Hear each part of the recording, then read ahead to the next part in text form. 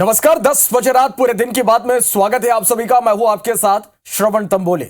Bulletin की शुरुआत करते हैं बड़ी खबर के साथ। कांग्रेस पार्टी ने छत्तीसगढ़ और मध्य प्रदेश में अपनी पहली सूची जारी कर दी है। छत्तीसगढ़ में 30 और मध्य प्रदेश में 144 उम्मीदवारों का ऐलान कर दिया गया। छत्तीसगढ़ कांग्रेस की पहली सूची में 4 महिला प्रत्याशी उतारे हैं। पहली सूची में 8 विधानसभा क्षेत्रों में प्रत्याशी बदले गए। इधर मध्य प्रदेश में पूर्व मुख्यमंत्री कमलनाथ छिंदवाड़ा से चुनाव लड़ेंगे। कांग्रेस ने 70 विधायकों को फिर से टिकट दिया है। कांग्रेस ने 19 महिलाओं को भी प्रत्याशी बनाया है। 6 अल्पसंख्यक वर्ग के नेता, 5 जैन और 1 मुस्लिम को भी टिकट दिया गया। इंदौर में कैलाश विजयवर्गीय के सामने संजय शुक्ला को टिकट दिया गया, जहां मुकाबला कांटे का हो सकता है। दिग्विजय सिंह के बेटे और भाई को भी पार्टी ने टिकट दिया।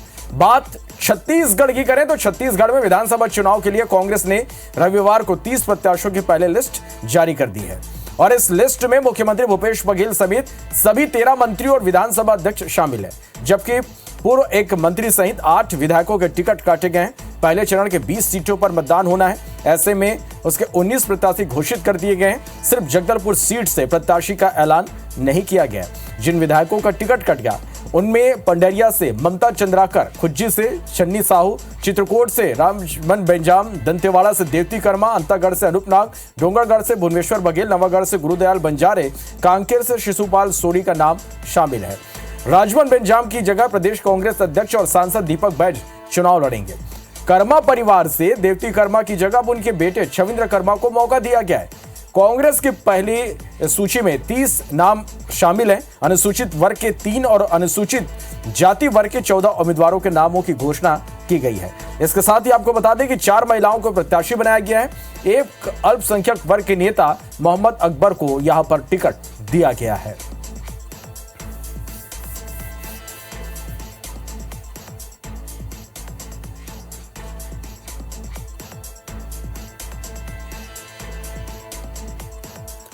कांग्रेस ने सागर जिले की नरियावली विधानसभा क्षेत्र से पूर्व मंत्री सुरेंद्र चौधरी को फिर से टिकट दिया है। इससे नाराज वरिष्ठ कांग्रेस नेत्री और 2 बार से निर्वाचित जिला पंचायत सदस्य शारदा खटीक ने कांग्रेस इस्तीफा दे दिया। शारदा खटीक ने बयान जारी करते हुए कहा कि वो सन 1998 से कांग्रेस से टिकट मांग रही है, लेकिन हर बार उन्हें सिर्फ अगली बार टिकट दिए जाने का आश्वासन कांग्रेस देती रही है और इस बार फिर 2 बार से हारे हुए प्रत्याशी सुरेंद्र चौधरी को टिकट दिया गया, इसलिए अब कांग्रेस से वो इस्तीफा दे रही हैं।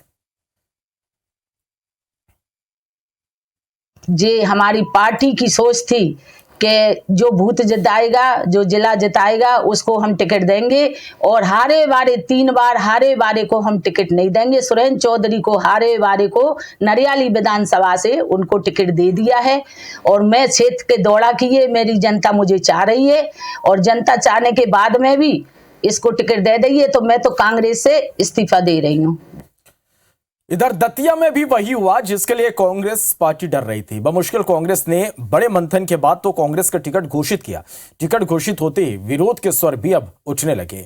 पूर्व विधायक राजेंद्र भारती का टिकट कटने के बाद उनके सैकड़ों समर्थक कांग्रेस कार्यालय पहुंचे और धरने पर बैठ गए। कांग्रेस के भारतीय खेमे के कार्यकर्ताओं में गुस्सा साफ तौर पर देखा जा रहा है। कार्यकर्ताओं ने कांग्रेस प्रत्याशी अवधेश नायक के भी मुर्दाबाद के नारे लगाए। उधर दतिया कांग्रेस के जिला अध्यक्ष राम किकर गुर्जर भी अवधेश के टिकट मिलने से नाखुश नजर आए।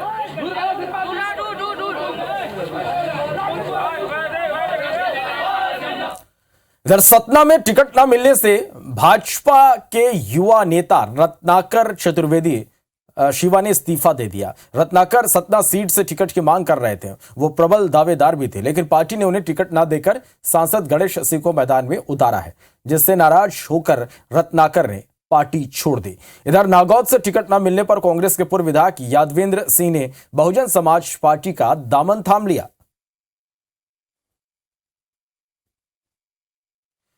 कांग्रेस ने एक बार फिर से कवर्धा विधानसभा से मंत्री मोहम्मद अकबर को उम्मीदवार बनाया। मंत्री अकबर ने पार्टी नेतृत्व के प्रति आभार जताते हुए कहा कि हम अपने कामों के बदौलत लोगों के बीच जाएंगे।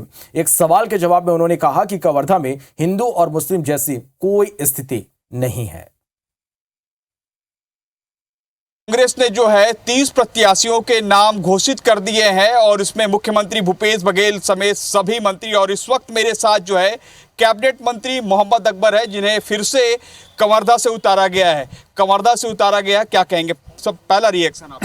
देखिए, ऐसा है कि कवर्धा में पिछले बार भी हम लोग रिकॉर्ड मत से जीते थे, छत्तीसगढ़ में सबसे अधिक 60,000 वोटों से, और उसके बाद बहुत अधिक काम हम लोगों ने कराया।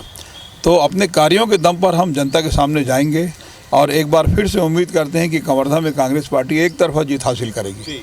सर, लेकिन 2018 और 2023 दोनों में देखें तो काफ़ी डिफरेंस नज़र आता है। 2018 में 15 साल की सरकार थी, एंटी इनकम्बेंसी थी, लेकिन 2023 अब थोड़ा वक्त बदल गया है। तो क्या लगता है कि अब उतनी जीत हो पाएगी या हार हो पाएगी आपकी? वायदे के मुताबिक जो काम हमको करना था, तो हमने बहुत कुछ काम किया है और विकास के भी बहुत ही अधिक काम कवर्धा विधानसभा में हुआ है। तो इन सब के आधार पर ही चुनाव मैदान में जाना है और एक तरफा जीत हासिल करना है। विजय शर्मा वहाँ से हैं, जिनको कहा जाता है कि आपके खिलाफ जब वो लड़ रहे थे ध्वज वाले मामले में, उनको जेल भी हुई। अब सीधी सीधी बात हो रही, हिंदू मुस्लिम की बात हो रही है। तो सर, मैं फिर से उसी सवाल पे आ रहा हूँ, ऐसे में आपके पास क्या काट रहेगा कि आप कैसे लोगों के बीच जाएंगे? देखिए, हम तो अपने कार्यों के आधार पर जाएंगे, ऐसा कुछ है नहीं, इसलिए इस बात का कोई प्रभाव ही नहीं है। जी, विजय शर्मा को आप कितनी चुनौती मानते? मैं कोई चुनौती नहीं मानता जी। तो ये थे हमारे साथ मंत्री अकबर, और काफ़ी कॉन्फिडेंस नज़र आ रहे हैं। कहते हैं कि जो है काफ़ी मतों से जीत होगी, एक तरफा जीत होगी, और उन्होंने कहा कि जिस तरीके से भाजपा ने माहौल बनाया है, ऐसा माहौल नहीं है। अब देखना होगा कि आने वाले समय में जब 3 दिसंबर को रिजल्ट आएंगे तो किसकी जीत और किसकी हार हो रही है। कैमरामैन नजीर के साथ सौरभ सिंह परिहार, IBC24 रायपुर। और इस बीच भोपाल से बड़ी खबर, जहां निर्दलीय MLA Pradeep Jaiswal CM house पहुंचे। थोड़ी देर में बीजेपी में वो शामिल होंगे। कमलनाथ सरकार में खनिज मंत्री रहे हैं प्रदीप, और अब तक बीजेपी सरकार को बाहर से समर्थन दे रहे थे। एमपी के वारासिवनी से निर्दलीय एमएलए हैं प्रदीप जायसवाल। तो ये इस वक्त की बड़ी खबर आप तक हम पहुंचा रहे हैं भोपाल से, जहां पर निर्दलीय MLA Pradeep Jaiswal CM house पहुंचे हैं और थोड़ी ही देर में बीजेपी में वो शामिल हो जाएंगे। आपको बता दें कि कमलनाथ सरकार में खनिज मंत्री रहे हैं प्रदीप। अब तक बीजेपी सरकार को वो अपना बाहर से समर्थन दे रहे थे। मध्य प्रदेश के वारासिवनी से निर्दलीय एमएलए हैं प्रदीप जायसवाल, जो अब बीजेपी के साथ होने वाले हैं। सीएम हाउस वो पहुंचे हैं।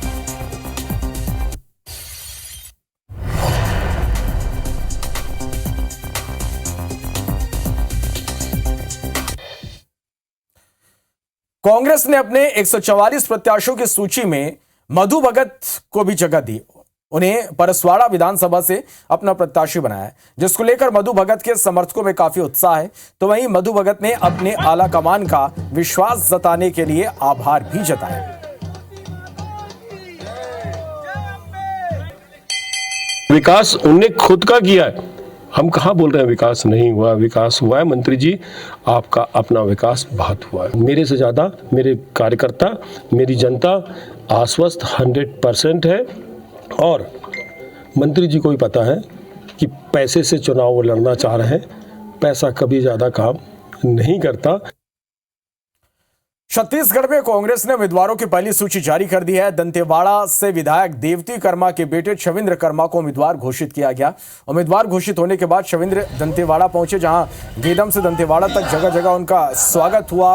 उम्मीदवार घोषित होने के बाद छविंद्र कर्मा से खास बातचीत की हमारे संवाददाता वेद प्रकाश संगम। दंतेवाड़ा से इस बार कांग्रेस ने नए चेहरे पर दांव खेला है। छविंद्र कर्मा हैं जो विधायक देवती कर्मा के बेटे हैं, वो इस बार चुनाव की बागडोर संभालेंगे और यहाँ से उम्मीदवार हैं। हमारे साथ मौजूद है छविंद्र कर्मा जी, बातचीत करते हैं उनसे। छविंद्र जी, किस तरीके के मुद्दे होंगे, किन मुद्दों को लेकर जनता के बीच जाएंगे? देखिए, हम लोगों ने पिछला जो इलेक्शन रहा है 2018 का जो इलेक्शन रहा है, उसमें इलेक्शन में जो हमारे घोषणाएं थी 36 घोषणाएं थी, और लगभग हम लोगों ने सभी घोषणाओं को, हमारी सरकार ने उसको पूरा किया है। और कुछ अगर बचा भी है तो निश्चित तौर पे आने वाले समय में हमारे जैसे सरकार आती है, हम उनको भी पूरा करेंगे। छविंद्र जी, एक चीज़ और देखने को मिल रहा है यहाँ पर कि अंदरूनी इलाकों की जो सड़कें हैं वो 15-20 साल से लगातार खस्ता हाल में है।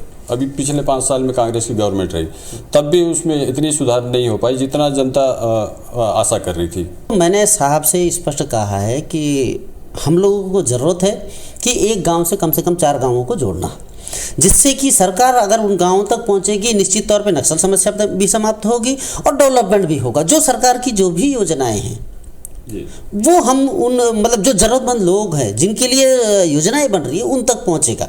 रोजगार के अभाव में लोग पलायन कर जाते हैं। कटे कल्याण और कुआकोंडा ऐसे इलाके हैं जहां पर रोजगार नहीं है, क्या है इनके लिए योजना आपके पास? जी मैंने मेन चीज़ क्या है, देखो कनेक्टिविटी सबसे बड़ा चीज़ क्या है। जब तक शासन, सरकार, प्रशासन या आप मीडिया के साथी अगर उनके बीच तक नहीं पहुंच पाएंगे तो निश्चित तौर पे डेवलपमेंट नहीं होगा। तो हमारा पहला प्रयास ये रहेगा कि जैसा भी हो उन तक पहुंचना। ये थे छबिंद कर्मा जी जो ये कह रहे हैं कि सड़कें ही विकास की पहली सीढ़ी है और उन्हें प्राथमिकता दी जाएगी। इसके साथ ही जो लोग रोजगार के अभाव में पलायन कर रहे हैं उन्हें रोकने की कोशिश की जाएगी। साथ ही जो स्थानीय युवा है उनको रोजगार के बेहतर विकल्प उपलब्ध कराएंगे ताकि पलायन जैसी स्थिति ना बने। वेद प्रकाश संगम, IBC 24, दंतेवाड़ा। कांग्रेस ने खैरागढ़ विधानसभा से यशोदा वर्मा को प्रत्याशी बनाया। बता दें कि विधायक देवव्रत सिंह के निधन के बाद मार्च 2022 के उपचुनाव में यशोदा वर्मा कांग्रेस से प्रत्याशी रहे। उन्होंने भाजपा के कोमल जंघेल को 20,000 वोटों से हराया था। उनके खिलाफ भाजपा से जिला पंचायत उपाध्यक्ष विक्रांत सिंह हैं जो पूर्व मुख्यमंत्री डॉक्टर रमन सिंह के भांजे हैं। कांग्रेस के प्रत्याशियों की सूची जारी हो गई है।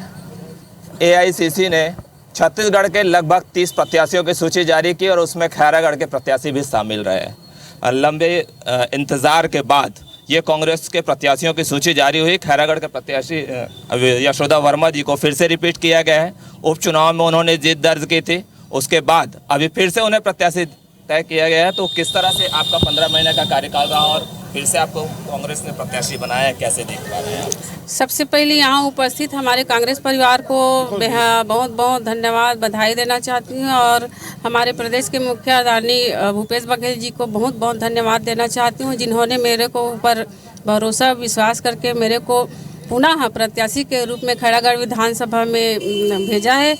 और मैं विश्वास दिलाती हूँ अपने खैरागढ़ विधानसभा के सभी मतदाता और हमारे कार्यकर्ता सभी को विश्वास दिलाती हूँ कि मैंने 15 महीना के कार्यकाल में जो विकास किया है और उससे जो अधूरा है उसको मैं फिर से मैं 5 साल के लिए बंद कराऊंगी तो पूरा करूँगी। और मेरे को पूरा विश्वास है कि खैरागढ़ की जनता और खैरागढ़ की पूरा कांग्रेस परिवार और हमारे कांग्रेस के संगठन पदाधिकारी, जनप्रतिनिधि और जितने भी हमारे साथीगण हैं सब लोग मिलकर एक यशोदा वर्मा को टिकट मिला है तो यशोदा वर्मा अकेला ही मैदान में नहीं उतरे बल्कि एक एक कार्यकर्ता मैदान में उतरेंगे और कांग्रेस पार्टी का ध्वजा और झंडा लहराएंगे। यहाँ अभी किन मुद्दों को लेकर के आप जनता के बीच जाएंगे? एक बात बता देना चाहूँ कि हम आप मुद्दे एक ही मुद्दा मत बताएं। हमारे कांग्रेस पार्टी के सरकार के हमारे इतना सारे जन कल्याणकारी योजना है, हम लोग योजना लेकर जाएंगे, मुद्दों को लेकर नहीं जाएंगे। हमारे सरकार की योजना को लेकर जाएंगे। अभी हमारे किसानों के लिए हमारे माननीय भूपेश बघेल ने घोषणा की है कि प्रति एकड़ में जो 15 कुंटल की जगह अब 20 कुंटल धान लेंगे। ये थे यशोदा वर्मा जी। उनका कहना है कि सरकार की उन तमाम योजनाओं को लेकर के हम जनता के बीच जाएंगे। जिन दावेदारों ने कांग्रेस के खिलाफ और जो जातिवाद के खिलाफ जो प्रेस वार्ता किया था वो सारे लोग कांग्रेस के साथ हैं और पूरा कांग्रेस का एक एक कार्यकर्ता जो है वो कांग्रेस का सिपाही, हर चेहरा जो है उनका कार्यकर्ता यशोदा वर्मा बनकर काम करेगा। IBC 24 के लिए प्रशांत सारे, खैरागढ़।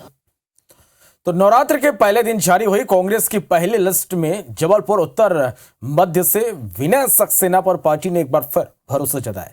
कांग्रेस ने उत्तर मध्य की इस सीट को बचाने के लिए विनय सक्सेना को दोबारा टिकट देकर दांव खेला। टिकट मिलने के साथ ही अपनी जीत को लेकर वो पूरी तरह से आश्वस्त दिखाई दे रहे। लंबी जद्दोजहद के बाद कांग्रेस ने आज अपनी पहली 144 नामों वाली सूची जारी कर दी है। इस सूची में जबलपुर उत्तर से वर्तमान विधायक विनय सक्सेना को टिकट दी गई है और उन पर एक बार फिर पार्टी ने भरोसा जताया। इस वक्त हमारे साथ विनय सक्सेना जी हैं, उनसे बात करें। भाई साहब, पार्टी ने जो पहली सूची जारी की है एक बार फिर आप पर जो है भरोसा जताया है, हालांकि सूची आने में काफ़ी समय लगा है। देखिए, शुभ दिन शुभ मुहूर्त में सूची आई और हर काम शुभ शुभ होगा। इस मध्य प्रदेश के लिए एक नए विकास के दरवाजे खुलना है। मैं इस समय शीर्ष नेतृत्व को, माननीय खड़गे साहब को, माननीय सोनिया जी, राहुल जी, माननीय प्रियंका जी और हमारे सबसे महत्वपूर्ण नेता मध्य प्रदेश के माननीय कमलनाथ जी, जो इस समय जबलपुर नहीं पूरे मध्य प्रदेश की एक एक विधानसभा के रग रग से वाकिफ़ हैं और वो विकास के लिए लगातार प्रयास कर रहे हैं। जिस तरह से धोखे से उनकी सरकार गिराई गई, उसका जवाब देने का जनता को समय मिला है। मैं उत्तर विधानसभा के सभी नागरिकों का बहुत धन्यवाद, आभार प्रकट करता हूँ, जिनकी भारी ताकत और उनके अपनेपन और प्यार मोहब्बत के रिश्तों के कारण आज हमारे को कांग्रेस नेतृत्व मुझे टिकट दी। मैंने 24/7 यानी 24 घंटे 7 दिन आम नागरिकों की सेवा की है और प्रतिफल के रूप में ढेर प्यार और ढेर सारा आशीर्वाद मुझको लगातार मिल रहा है। और मैं मानता हूं कि मध्य प्रदेश में हमारी विधानसभा में जो विकास हुए हैं ये तो ट्रेलर है, आने वाले समय पूरी पिक्चर बाकी है और पूरे मध्य प्रदेश की सबसे विकसित विधानसभा हमारी मध्य होगी। और ये मैं चाहता हूँ, मेरे मन में दिल में ख्वाब भी है, मेरे सपने भी हैं और मेरी इच्छा भी है कि बहुत मजबूती के साथ जो काम अधूरे हैं उनको मैं पूरा करूँ। बीजेपी कह रही है कि उनकी फिर सरकार बनेगी और इस बार जबलपुर की जो 8 सीटें हैं उसमें से लगभग 7 सीटें वो जीतने का काम करेंगी। देखिए, अगर सपने देखना उनकी आदत है, झूठ बोलना उनकी आदत है, झूठ को सच साबित करने के प्रयास करना उनकी आदत है, उनके बारे में हम लोग क्या कहें। बड़े बड़े लोग हैं, मक्कार और झूठ बोलने वाले। ये विनय सक्सेना जी जिनका साफ तौर पर कहना है कि इस बार फिर मध्य विधानसभा में वह जीतेंगे, ना केवल जीतने का काम करेंगे बल्कि मध्य प्रदेश की एक आदर्श विधानसभा बनाने का काम भी वह करेंगे। और पार्टी ने उन्हें भरोसा उन पर जताया है तो वो पार्टी के भरोसे पर भी खरा उतरने का काम करेंगे। कैमरामैन गणेश के साथ अभिषेक शर्मा, IBC 24 जबलपुर। कांग्रेस ने केशकाल विधानसभा के लिए लगातार दूसरी बार के विधायक संतराम नेताम को तीसरी बार प्रत्याशी घोषित किया। टिकट मिलने के बाद संतराम ने क्या कहा, आपको सुनवाते हैं। यही हमारा एक मेन मुद्दा रहेगा कि हम विकास की बात को लेकर जनता पे जाएंगे और निश्चित तौर पे पूरे प्रदेश में एक ऐसा लहर और वातावरण बना है कि पुनः हमारी कांग्रेस की सरकार, माननीय भूपेश बघेल की सरकार। नीलकंठ टेकाम से जब बात की तो उन्होंने साफ आरोप लगाया कि 10 साल से सिर्फ जनता के पैसों को दोहन किया और लूट खसोट भ्रष्टाचार में लिप्त संतराम। क्या कहना? निश्चित तौर पे वो विपक्ष का है, वो आरोप लगाना उसका धर्म है, उसका कर्तव्य है। इस टाइप का अगर आरोप होगा तो उसको प्रमाण करना चाहिए, दिखाना चाहिए। 2013 में जिस प्रकार से 9,000 से जीते, 2018 में 17,000 से, क्या लगता है इस बार? इस बार तो मैं ये कहूंगा कि जो केशकाल की जनता ने जो किया है कि 9,000 लगभग पिछले 13 में और 18 में सीधा 17,000, तो आप सोच सकते हो मैं इसको क्या बोलूंगा। जनता हमेशा बढ़ते क्रम में दे रहा है, तो मैं यही कहूंगा कि कम से कम 25 पार हम लोग करें। कटनी जिले की विजय राघवगढ़ विधानसभा में लगातार विधायक रहे संजय पाठक को भाजपा ने चौथे लिस्ट में विजय राघवगढ़ विधानसभा क्षेत्र से अपना प्रत्याशी चुना है। संजय पाठक वही हैं। आपको बता दें कि चुनाव के पहले ही यहां की जनता से चुनाव लड़ने के पहले ही जनादेश उन्होंने मांगा था और बाकायदा पूरे विधानसभा क्षेत्र की जनता से उन्होंने वोटिंग कराई और 75% वोट संजय पाठक के पक्ष में गए थे। विजय राघवगढ़ की विधानसभा सीट की जो टिकट है वो फाइनल हो चुकी है और हमारे साथ संजय सत्येंद्र पाठक जी भी मौजूद है। आइए हम उनसे भी बात करेंगे। जिस तरीके से उन्होंने चुनाव के पहले ही एक जनादेश यहाँ पर लिया था, जनता से पूछा था कि मैं चुनाव लड़ूं कि नहीं लड़ूं, उसमें भी 75% उन्हें वोट मिले थे। आइए हम संजय सत्येंद्र पाठक जी से बात करने की कोशिश करेंगे। संजीव भैया, जिस तरीके से आपको बच्चा संजू भैया के नाम से जानता, आपका एक वीडियो भी बहुत फेमस हुआ था, उसके बारे में थोड़ा सा जानना चाहूँगा। पहले ये मेरा सौभाग्य है कि मेरे को 2-2.5 साल का बच्चा जब बोलना सीखता है तो वो भी संजू भैया करके बुलाता है और तब और आनंद आता है जब कोई 3-4 साल का बच्चा या 5 साल का बच्चा अचानक आवाज़ लगाता है, ए संजू पाठक इधर आओ, मतलब तुतला के संजू पाठक बोलता है तो और अच्छा लगता है। और यही मेरे लिए सौभाग्य का विषय है कि मेरे विधानसभा क्षेत्र में मुझे लोग कोई विधायक जी या मंत्री जी कभी नहीं बोले, संजू भैया ही बोले और परिवार भाव के साथ ही लोग मुझे को लेते हैं। तरीके से विधानसभा चुनाव के पहले ही आपने एक वोटिंग कराई थी जिसमें जनादेश मांगा था जनता से, 75% आपको वोट भी मिले थे। एक चुनाव में एक छोटी सी भी बात जो होती है बहुत दिल का ताड़ बन जाती है कभी कभी, तो चुनाव पूरी गंभीरता से लेना चाहिए। ये बात अलग है कि मैंने चुनाव लड़ने से पूर्व, क्योंकि मैं आपसे पहले भी कई बार विधायक रह चुका हूँ, तो मुझे ऐसा लगा कि मैं अपने परिजनों से, जन से और लोगों से ये आग्रह करूँ कि आप ही तय करें कि मुझे चुनाव लड़ना चाहिए कि नहीं विजय राघवगढ़ से। तो ये जन के आदेश, परिजन के आदेश पर ही मैं चुनाव लड़ने के लिए आगे आया हूँ और उसके बाद ही मैं पार्टी से आग्रह किया था टिकट के लिए। मैं इतना सौभाग्य मानता हूँ कि पार्टी ने मुझे योग्य समझा और मुझे अपना कैंडिडेट बनाया। 2018 के चुनाव में पार्टी के खिलाफ काम करने वाली रायमुनि भगत को जशपुर विधानसभा से टिकट दिए जाने पर बीजेपी कार्यकर्ता विरोध कर रहे हैं। बड़ी संख्या में कार्यकर्ता राशन पानी लेकर राजधानी रायपुर पहुंच गए। तस्वीरें भी आप देखिए और प्रदेश कार्यालय के गेट पर धरने पर बैठकर प्रदर्शन कर रहे हैं। कार्यकर्ताओं का कहना है कि जब तक प्रत्याशी नहीं बदला जाता तब तक वे जशपुर नहीं लौटेंगे। अभी हम खड़े हैं भारतीय जनता पार्टी के प्रदेश कार्यालय कुशाभाऊ ठाकरे परिसर में और मेरे ठीक पीछे आप जो लोग देख रहे हैं ये जशपुर विधानसभा क्षेत्र से आए हैं, मगर इनकी डिमांड ये है कि जो जशपुर विधानसभा से रायमुनि भगत जिनको टिकट दी गई है, जो जिला पंचायत सदस्य हैं वहां की, उनको जो टिकट दी गई है भारतीय जनता पार्टी में, उस पर उनको आपत्ति है। और इनकी आपत्ति इस बात को लेकर है कि जिन्होंने पिछले विधानसभा चुनाव में भारतीय जनता पार्टी के अधिकृत प्रत्याशी को हराने का काम किया था, ऐसे व्यक्ति को टिकट दी गई है। इससे इनकी नाराजगी और यही वजह है कि ये प्रण लेके बैठे हुए हैं कि जब तक प्रत्याशी नहीं बदला जाएगा यहां से वो नहीं जाएंगे। कि पिछले चुनाव 2018 में भारतीय जनता पार्टी को जो प्रत्याशी को हराने का जिसका अहम भूमिका निभाई थी उसको वहां प्रत्याशी बना दिया गया, उसी पर आपत्ति है। भारतीय जनता पार्टी में हम लोग को कोई आपत्ति नहीं है। जब तक आपकी डिमांड पूरी नहीं होगी नहीं उठेंगे। हाँ, हम लोग तो यही चाहते हैं गणेश राम भगत जी को जशपुर विधानसभा से टिकट दिया जाए और वो जो हारने वाली कैंडिडेट को जो दिया है वहाँ टिकट, उसको तत्काल बदलना चाहिए। महिलाएं सब काम धाम छोड़ के आई है। जी सर, बाल बच्चे सब हमको छोड़ के आए हैं 30-35 जन महिला। तो जब तक डिमांड पूरी नहीं होगी नहीं हटेंगे। नहीं हटेंगे सर। अब ये कब तक यहाँ पे बैठे रहेंगे और कब तक ये विरोध प्रदर्शन जारी रहेगा ये तो आने वाला वक्त ही बताएगा, मगर लोगों की नाराजगी जशपुर से उठकर रायपुर तक यहाँ पर पहुंच चुकी है। आप देखते रहे IBC 24। मुझे और मेरा कैमरामैन मुकेश सिंह को दो इजाजत। नमस्कार। भोपाल से बड़ी खबर, जहां निर्दलीय MLA प्रदीप जायसवाल अब बीजेपी में शामिल हो गए हैं। सीएम शिवराज और VD शर्मा ने सदस्यता दिलाई। वारासिवनी से निर्दलीय MLA प्रदीप जायसवाल बीजेपी सरकार को बाहर से वो अब तक समर्थन दे रहे थे, लेकिन अब पूरी तरह से बीजेपी के हो गए। कमलनाथ सरकार में खनिज मंत्री रहे हैं प्रदीप जायसवाल। तो निर्दलीय MLA प्रदीप जायसवाल अब बीजेपी में शामिल हो गए। तस्वीरें भी आप तक हम पहुंचा रहे हैं। सीएम शिवराज और VD शर्मा ने उन्हें सदस्यता दिलाई। वारासिवनी से निर्दलीय MLA हैं प्रदीप जायसवाल। बीजेपी सरकार वो अब तक बाहर से समर्थन दे रहे थे, लेकिन अब उन्होंने बीजेपी ज्वाइन कर ली। कमलनाथ सरकार में खनिज मंत्री रहे हैं प्रदीप जायसवाल। ब्रिजेश जैन हमारे संवाददाता फोन लाइन पर जुड़े हैं। ब्रिजेश, निर्दलीय MLA अब पूरी तरह से बीजेपी में शामिल हो गए। पहले वो बाहर से समर्थन करते थे, लेकिन आज उन्होंने पार्टी का दामन थाम लिया। बिल्कुल, देखिए काफी वरिष्ठ नेता हैं और जो वारासिवनी के पूरा इलाका है आसपास की सीटों पर भी अपना बढ़िया ये दबदबा रखते हैं। और आज आखिरकार अटकलें पहले से थी कि बीजेपी में शामिल होंगे प्रदीप जायसवाल, और आज आखिरकार सीएम हाउस में थोड़ी देर पहले मुख्यमंत्री शिवराज सिंह चौहान और प्रदेश अध्यक्ष VD शर्मा ने इन्हें बीजेपी की सदस्यता दिलाकर बीजेपी में शामिल कराया है। अभी अंदर सीएम हाउस में ही मीटिंग चल रही है। थोड़ी देर में प्रदीप जायसवाल बाहर निकलेंगे, लेकिन माना यही जा रहा है कि जो वारासिवनी सीट होल्ड थी वो इसी के चलते थी कि प्रदीप जायसवाल बीजेपी में आएंगे या नहीं आएंगे। अब प्रदीप जायसवाल बीजेपी में शामिल हो गए हैं। उनके घर पर भी इस वक्त जश्न चल रहा है। ढोल नगाड़ों के साथ कार्यकर्ता जमा हुए हैं, मिठाई खिलाकर एक दूसरे को बधाइयां दे रहे हैं। और अब यही माना जा रहा है कि जो वारासिवनी है वहां से प्रदीप जायसवाल को बीजेपी टिकट देगी और अपना उम्मीदवार बनाकर मैदान में उतारेगी। जी, बहुत शुक्रिया ब्रिजेश इस पूरी जानकारी के लिए।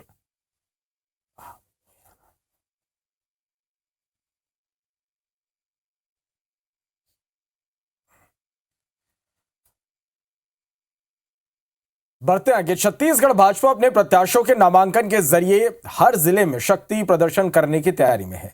पहले चरण के चुनाव में भाजपा प्रत्याशी के नामांकन में भाजपा के कई राष्ट्रीय नेता और केंद्रीय मंत्री शामिल होंगे। बस्तर संभाग और राजनांदगांव क्षेत्र में कई जगह सभा और नामांकन रैली होगी।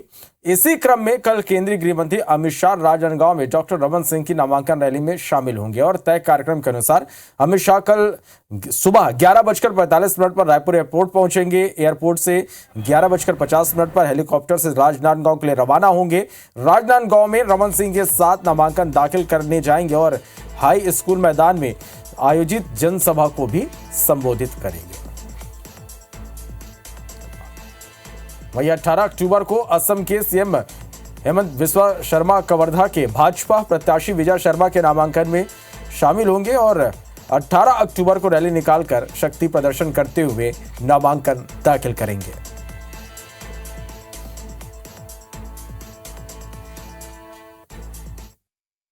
कल भारत देश के गृह मंत्री आदरणीय अमित शाह जी यहाँ रायगंज जिले की नामांकन रैली में शामिल होने आ रहे हैं। जैसा कि आप सबको मालूम है, भारतीय जनता पार्टी के हमारे 85 प्रत्याशियों की घोषणा हो चुकी है और जिसको लेकर जनता और कार्यकर्ता में अभूतपूर्व उत्साह का वातावरण है।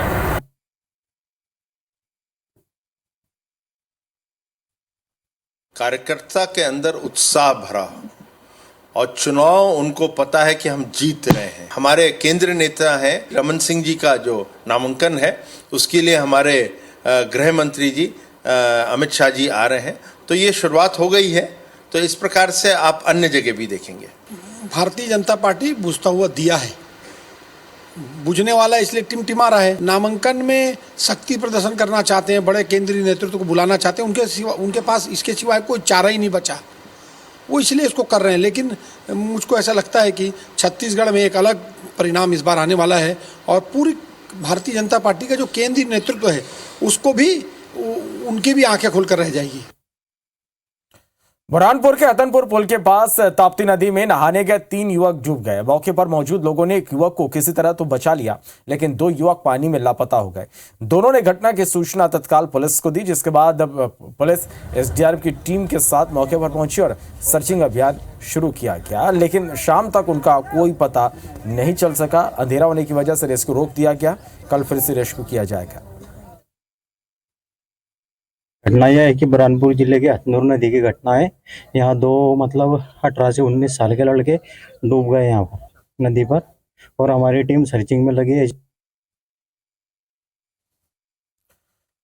मुरैना जिले में भीषण सड़क हादसा हो गया। एक कार ने ट्रैक्टर को टक्कर मार दी। हादसे में 5 इंडिया के 3 मजदूरों की मौके पर मौत हो गई। वहीं कार में सवार दंपति बुरी तरह से घायल हो गए। सूचना पर पहुंची पुलिस ने उनको इलाज के लिए अस्पताल में भर्ती कराया। बामोर एसडीओपी ने जानकारी देते हुए बताया कि कार ग्वालियर की तरफ जा रही थी, तभी नूराबाद थाना क्षेत्र में कार ने ट्रैक्टर को टक्कर मार दी, जिसमें ट्रैक्टर में सवार मजदूर की मौत हो गई और कार सवार पति पत्नी को जिला अस्पताल में भर्ती कराया गया है। ट्यूब स्टॉप के आसपास एक ट्रैक्टर खड़ा हुआ था, जिसमें पीछे से एक ब्रेजा गाड़ी आई और पीछे से उसमें घुस गई, जिसमें वहाँ पर जो मजदूर कार्य कर रहे थे, रोड पाथवेज की जो काम चल रहा था, 3 मजदूरों की ऑन द स्पॉट मौत हो गई और पति थे जो उसमें जो कार में बैठे हुए थे, जिनकी गाड़ी से टक्कर हुई, वो तमिलनाडु के हैं, वो भी घायल है, जिनको हॉस्पिटल इलाज के लिए रेफर कर दिया। धमतरी के कुरुद से पूर्व विधायक सोम प्रकाश गिरी की बेटी और बहू पर जानलेवा हमला का मामला सामने आया। हमले से पूर्व विधायक के बेटे चंद्रशेखर गिरी की मौत हो गई, जबकि बहू अर्चना गिरी का अस्पताल में इलाज जारी है। घायल अर्चना गिरी ने बताया कि उनके देवरों ने 10 से 12 गुंडों के साथ घर में घुसकर हमला किया। अर्चना ने यह भी बताया कि आरोपियों ने पूर्व में भी उनके साथ मारपीट की थी। मेरे देवर लोग जमीन विवाद के कारण मारपीट करने के लिए आए। सुबह पीछे गेट और सामने गेट को डंडा राड से तोड़कर हम लोग को बहुत मारपीट किए। कोई कार्रवाई नहीं की, रिपोर्ट लिख दिया, कोई कार्रवाई नहीं की, ना फिर न उन लोग को गिरफ्तार किए, ना हमारा मोबाइल ब्रेसलेट कोई चीज जब्ती नहीं बनाए। चोर में क्या है, कुरुद से लगभग 7 किलोमीटर दूर ग्राम मरोद में हमारे कार्यकर्ता चंद्रशेखर गिरी जी, वो और उनकी पत्नी का बेरहमी से पिटाई किया गया आज, और इतना मारे कि उनकी हत्या हो गई और उनकी पत्नी अभी अस्पताल में भर्ती है। और ये लगातार कुरुद में बिगड़ती कानून व्यवस्था के विरोध में हम लोग आज ज्ञापन दिए हैं। इस घटना की सूचना पर थाना कुरुद में अपराध पंजीबद्ध किया गया है। दोनों भाई मुख्य आरोपी महेंद्र गिरी और हेम गिरी को हिरासत में लिया गया है। अन्य आरोपियों की पता तलाश जारी है। मुख्यमंत्री शिवराज सिंह चौहान दतिया स्थित प्रसिद्ध शक्तिपीठ पीताम्बरा पीठ पहुंचे। मां पीताम्बरा के दर पर मत्था टेक कर अपने चुनाव अभियान की शुरुआत की। मुख्यमंत्री शिवराज सिंह चौहान, भाजपा प्रदेश अध्यक्ष विष्णुदत्त शर्मा और गृह मंत्री नरोत्तम मिश्रा भाजपा के नए कार्यालय के लोकार्पण कार्यक्रम में शामिल हुए। लोकार्पण के बाद तीनों नेताओं ने बूथ लेवल के कार्यकर्ताओं को संबोधित किया। पूजा दर्शन करके, मां से प्रार्थना करके आज हम अपने चुनाव अभियान का भी श्री गणेश कर रहे हैं। आज माँ से प्रार्थना की है और माँ से प्रार्थना करके आज मुझे प्रसन्नता है कि हमारे गृह मंत्री श्री नरोत्तम मिश्रा जी के चुनाव क्षेत्र से हम चुनाव अभियान प्रारंभ करेंगे। पूरे नेतृत्व का मैं आज अभिनंदन करता हूं और धन्यवाद करता हूं कि आज इस पावन पर्व पर माननीय मुख्यमंत्री जी और हमारे नेतृत्व ने मां से आशीर्वाद लेकर के चुनाव की यात्रा का शुभारंभ किया है। बस इस चुनाव को बूथ पे ले जाओ, जान लावेगा नरोत्तम मिश्रा तुम्हारे लिए जान। कोई कमी नहीं, कोई कमी। ये 1 महीना दो, 5 साल के लिए, 5 साल के लिए प्राण घाप दूंगा। मेरे आधी रात भी दरवाजा खटखटाओगे, बीच खेत लड़ता हुआ मिलेगा। नवरात्र के पहले दिन छिंदवाड़ा शहर के प्राचीन बड़ी माता मंदिर पहुंचकर सांसद नकुल नाथ ने पूजा अर्चना की और इस अवसर पर उनकी धर्मपत्नी प्रिया नाथ भी मौजूद रहीं। दर्शन के बाद नकुल नाथ ने मंदिर में चल रहे निर्माण कार्य का अवलोकन भी किया।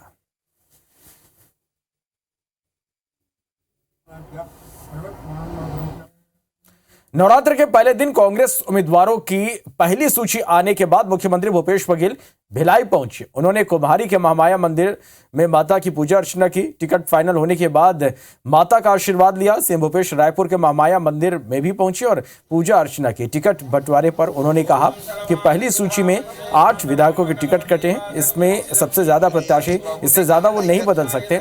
उन्होंने ये भी कहा कि पाटन से टिकट मिलने के बाद अफवाह फैलाने वाले अब चुप हो गए।